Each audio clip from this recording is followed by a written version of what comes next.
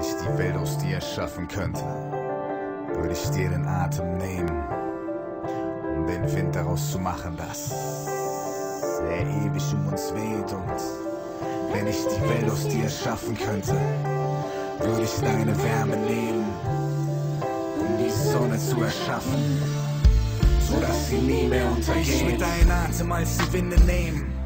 Ich würde deinen Mund zum Donner machen, deine Tränen für den Regen nehmen. Ich würde die Sonne aus dem Glanz deines Lachens schaffen, schauen, ob sich auch aus deinen braunen Wolken machen lassen. Deine kleinen Fehler scheinen als mein Firmament. Auf deinen Namen taufe ich diese Welt, auf dass ihn jeder kennt. Ich will die Sohlen deiner Füße als das Fundament und deine Fingerspitzen krönen diese Wunderwelt.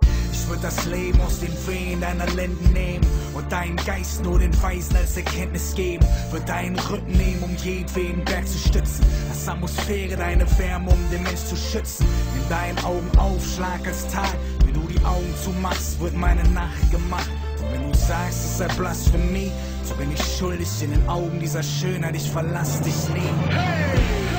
Wenn ich die Welt aus dir schaffen könnte, würde ich dir den Atem nehmen, um den Wind daraus zu machen, dass er ewig um uns weht. Und wenn ich die Welt aus dir erschaffen könnte, würde ich deine Wärme nehmen, um die Sonne zu erschaffen, sodass sie nie mehr untergeht. Gott, vergib mir, ich lieb alles in dir, alles in mir, will alles an dir fühlen und spüren, nehmen für mich als alles, was es gibt für mich. Kreier mein Stück der Welt, denn ich lieb nur dich.